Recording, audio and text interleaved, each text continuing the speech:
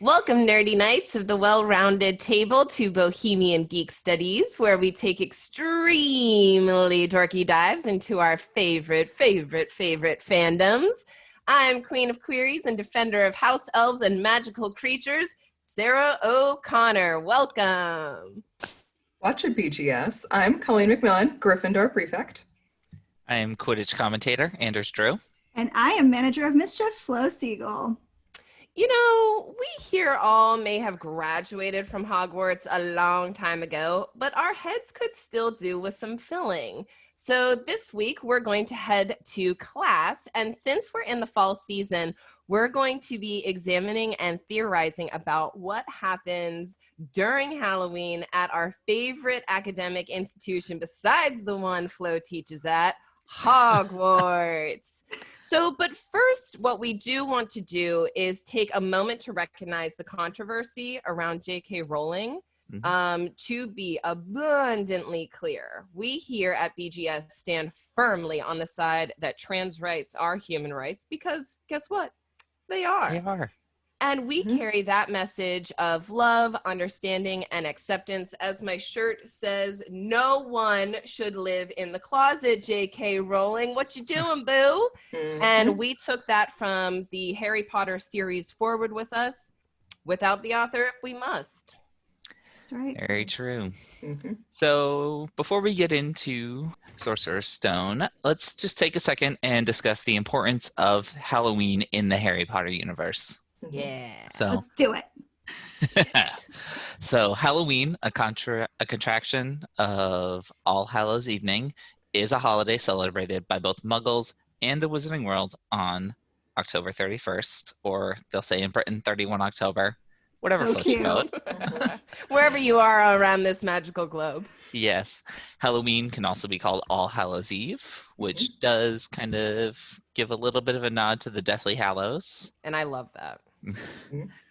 The series actually opens the day after Halloween. In 1981, it is when the first Wizarding War ends with the disappearance of Lord Voldemort after he murders James and Lily Potter and somehow fails to kill the baby Harry. Every year at Hogwarts, there's a big feast around Halloween. Usually Hagrid has these really big pumpkins for jack-o'-lanterns that he's maybe or maybe not grown by magic. He's, not going to say. And if First you time play... he doesn't say anything. Yeah. Right.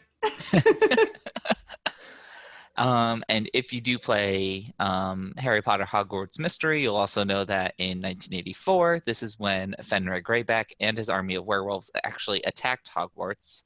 Because of this attack, Albus Dumbledore was absent from the Halloween feast, but many of those werewolves were captured during the following full moon, and Dumbledore actually held a second feast for Halloween that year. Nice. Sounds like a win. Yeah, seriously. It really was. Dumbledore's like, all it feast. took was a werewolf attack. That's all. And so thank you, Anders, for explaining to us a little bit about that extra importance about Halloween with Harry Potter, because it's like the most pivotal holiday besides maybe Christmas that gets featured in the books. So speaking of the books, Miss Flo, could you tell us what happens in Book 1, Harry Potter and the Philosopher's Stone, or the Sorcerer's Stone, depending on where in the world you are? Totally. So that first Halloween is pretty eventful because Quirrell lets a troll into the dungeon and we get an amazing meme from it. So thank you for that, Quirrell. And the trio become friends right after defeating it. So the boys save Hermione and all is well. But we do have some questions about this Halloween. Yes. Anders, I think you should probably ask. Yeah. So starting off with just how. It is a giant troll. How the hell did Quirrell actually get it into the dungeons without anyone seeing? Secret Especially passageway, Snape. front door. Exactly. Get to that in a second. But what do you guys think? What are your theories around this? Okay, so I'll go last. I've been thinking about this all day, and I think I have a pretty quality theory. Okay. So obviously couldn't go through the front door, probably couldn't fly him in, Thestrals, whatever. It doesn't work. Too big. But who's in the back of his head right now?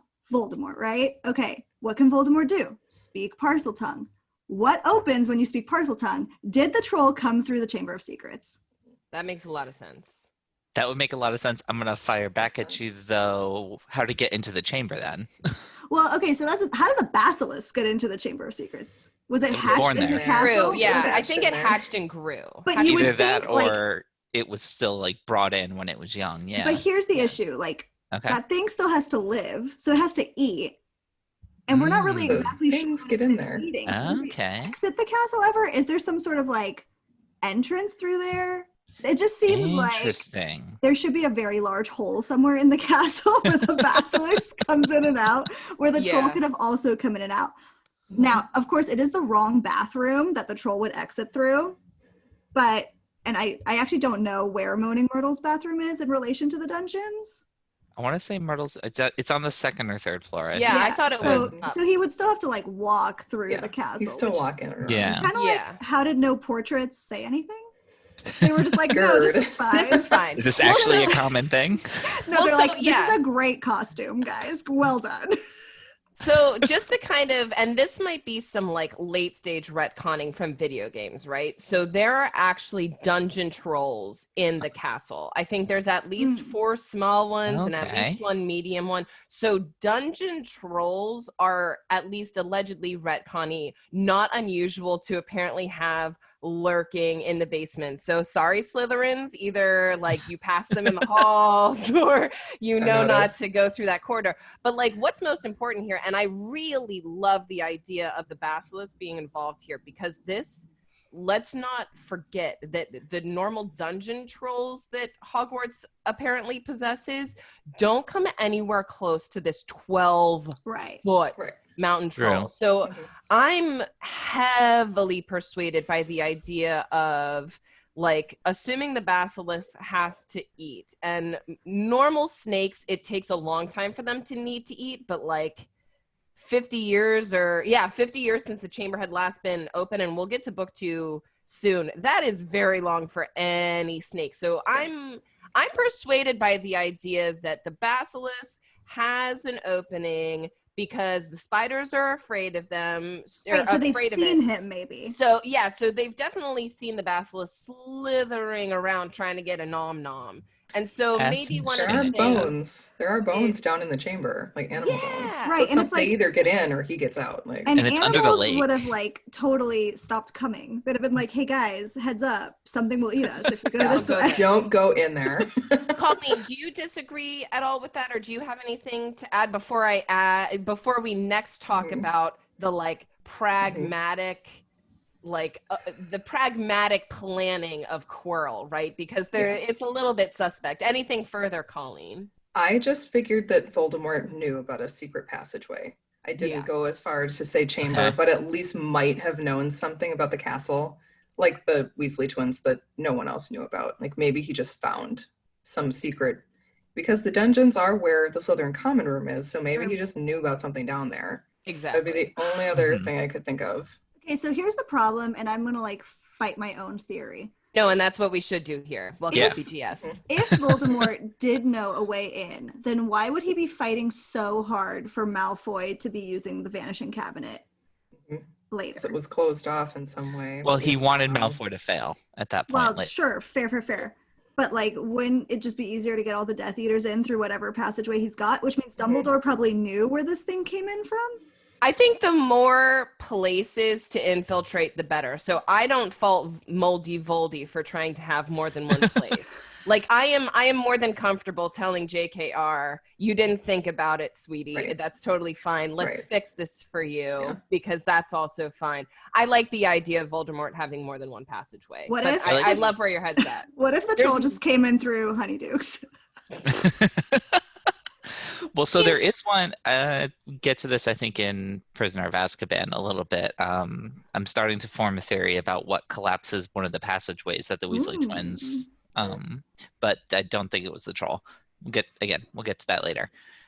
But actually, Sarah, back to your point about the sort of retconned dungeon trolls. Yes. It is worth noting that they do hire a bunch of security trolls in Prisoner of Azkaban post the events of that Halloween. So maybe it's actually not that common, not that uncommon for a troll to be wandering the halls. Exactly. And I mean, you think that Quirrell is at least one professor allegedly on staff who has a magical talent with these beings. Mm-hmm. So if we feel comfortable moving to the pragmatic plotting of this all, on the one hand, you think, why would Quirrell be doing a totally fantastic meme running through the Great Hall? But if the professor who has the greatest talent with them is freaking out, that means you should really be paying attention. So how plausible do you think, I mean, if I'm Dumbledore, my little tingles are probably going to start going off, but what about you three? Yes. Yeah. Yeah. Dumbledore would have been like, excuse me, it's on your damn resume that you know how to troll. Handles trolls with proficiency. It even says, sir, special talent. What are you doing? I'm actually going to say that this may be one of the reasons he chose to put it in the dungeons. So we know that he's released this troll to distract from the third floor because he wants to go up there and check out the other things guarding the Philosopher's Stone. Yeah. But I would think that not only are the dungeons far away from that third floor, it also starts to point your attention at the teacher whose office and living quarters and everything are in fact down there. Mm-hmm. Like I can imagine all the teachers like, you know, talking about this afterwards, and there's like, God, yeah, there's a troll. Snape, it was in your bedroom. I mean, I think it was obviously, were you keeping it under your bed? Like, what's going on? Definitely all the teachers would be talking for sure. Yeah. Exactly. The teachers' lounge would be popping. But so like the fact of the matter is though, trolls do sneak in from time to time. So I think that there is a level of safety in Quirrell's ruse, but it does kind of fall apart as long as you're an 11-year-old kid, doesn't it? An 11-year-old kid who knows how to pick a troll's nose, you know? Yes, just right freaking just out get a there. super long wand. So, speaking of super long wand, what do you folks I'm think? sorry, what? Sorry, what? What?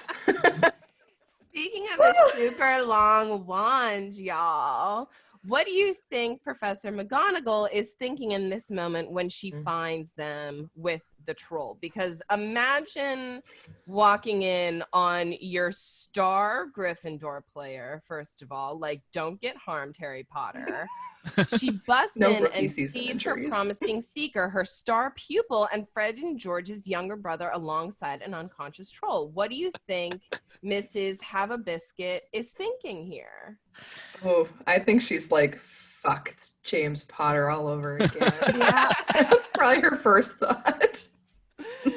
This is true. And I think this actually, my imagining of what's going on in her head is probably very similar to, there's a, I think it was a tweet or something that's gotten shared like all throughout the Harry Potter fandom, like as an inspirational quote. And it says to, you know, behave in a way that Minerva McGonagall would be both proud of and exasperated by you. That's great. This, I think, is like the pinnacle of that moment. She busts in and she's just like, what the hell is going on? But also she's got that back of her mind and she's just like, this is pretty dope.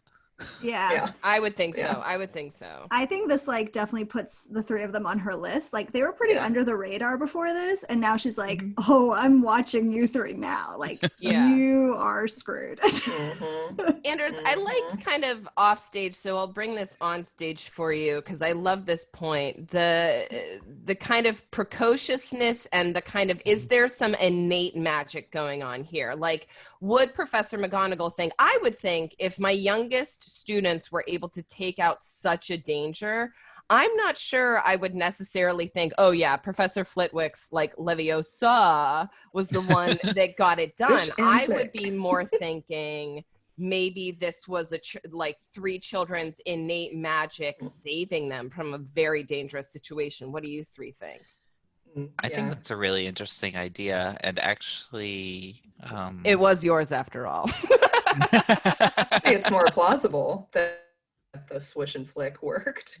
Yeah, that's plausible. There's also, I mean, the swish and flick, I kind of agree with her, you know, in the movie where she's just like, this is dumb luck. But the idea that there is, in fact, some like greater magic at play, it also kind of feeds into the fact that Harry and Ron were there to save Hermione. Right. It feeds into the, that protective nature, that being like magic that's really beyond any of our understanding. Yeah. Yeah. It's a little bit early, but maybe there is just a teensy weensy bit of at least friendship love in there, or some kind of protective Gryffindor innate love, which is one of the reasons why it almost, without much further ado, just wraps them up as now the Golden Trio. Yes. So we have to wonder if the L word was floating around in that Leviosa, right? 2 L's for the price of 1. There we go. And I will say, I think, sorry, Phil, go ahead. I was just going to say, as much as I ship Ron Hermione, I don't think this is a Ron Hermione moment or a Harry Hermione moment. No, not that kind of love. This is a Ron Harry moment, if anything. No, this is a great Ron Hermione moment because Ron just learns all he has to do is listen to Hermione and they'll turn out okay. Yeah. Okay, although... Sorry, this is like one of Hermione's like weaker points of the whole story. For sure. Like, especially in the movie where she's just like hiding under the porcelain sinks. It's like, can you not? Like, he has a club. Can you, what? Girl, move, girl. Yeah. Got a wand. Anyways. I will say, actually, it just popped into my head. I think kind of closing out this McGonagall thing, the other thing that, at least for me, that might be going through my head, like, knowing that Quirrell, in fact, used a troll to guard the Sorcerer's Stone, I might be in the back of my mind being like, 3 11-year-olds just got past this. Maybe we should be rethinking how we're protecting the stone, as opposed to, it's fine. Unless you're Dumbledore and this was just make sure that Harry Potter can check all of the boxes, as long as, I mean, this kind of moves it further afield, but there is a wonderful analysis about how each of the trials is supposed to deal with each of the 4 houses, and they weren't necessarily sure if Neville was going to be with them, hence why there was the very first challenge. So yes and no. If Dumbledore's machinations is to test a young Harry Potter, he has done that, plus make sure that the Fantastic Trio is able to handle things quite well. If it's to protect the Philosopher's Stone, I guess ultimately it did work, Dumbledore, but we got really flippin' close. He was counting on his mirror. He's like, none of this matters. The mirror is the only thing that's going to stop anyone. Yeah. Which actually is, in fact, what happened. Yeah. Right. Exactly. Dumbledore's like, aha, because I can outflank everyone.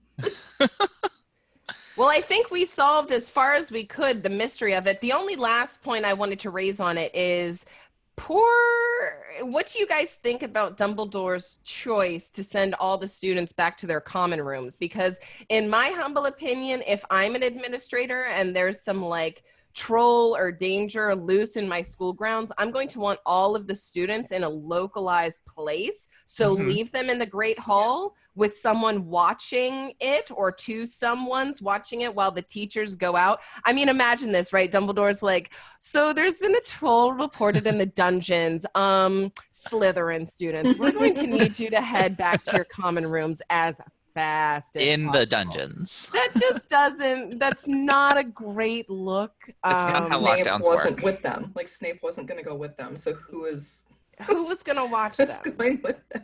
What is happening, Dumbledore? As your resident lockdown expert, since that is my training at my school. Yes. Yes. Please. So yes, like instinctively, the way that we were all trained is to keep all the kids together in one spot. And it does make sense in this case because they're already all in the same place. They're already all basically down at the feast besides Hermione. Right. The best case would have been to evacuate them to the grounds and then have them like disperse. But the newest way to do lockdowns is to have people like be everywhere and hide everywhere. Scatter. So it's true. He should not have sent the Slytherins directly into danger. Do not pass go. Right. Head straight to the mountain. This should be fine. Right. Maybe he should have like sent them to, I don't know, just be like, hey, a third of you go to Ravenclaw, a third of you go to Hufflepuff, a third of you go to Or, Gryffindor. Go outside. Yeah, go play some We're right next to the front wait a little doors. bit. It's fine. Yeah. No, I agree. But Dumbledore is not a very good administrator anyways. So. No, he's not. No. Yeah. Well, I think this was a great first book, y'all. I think pause this. Do we now just do the sign off? Yeah, I think we just flow right into the sign off. Okay, sorry that I couldn't do that smoothly because I need to scroll down. Okay. Just gotta get your rhythm down. Okay, perfect. Well, I think that kind of wraps things up for us for book 1. Thank you so much for being with us, and come back for our next detailed dorky dive into Harry Potter and the Chamber of Secrets. And you know which one we're talking about, not that adult kind. So if you prefer to enjoy us in our podcast format, you can find us on iTunes, TuneIn, Spotify, or wherever you get your podcasts. And guess what, friends? We've been working hard here, and we finally came up with a website. Yes, a website for you to go just to one place and get everything. So if you want to send us a question, bohemiangeekstudies.com. You want to listen to one of our episodes, bohemiangeekstudies.com. You want to write an article about one of your favorite things that we have yet to study, submit it, bohemiangeekstudies.com. Thank you all for joining us today, and we'll see you next time. Check out our show notes on how to reach us on Facebook, Twitter, and Instagram, and reach out to us. And until next time, wands up and keep those pages turning. Thanks so much, everyone.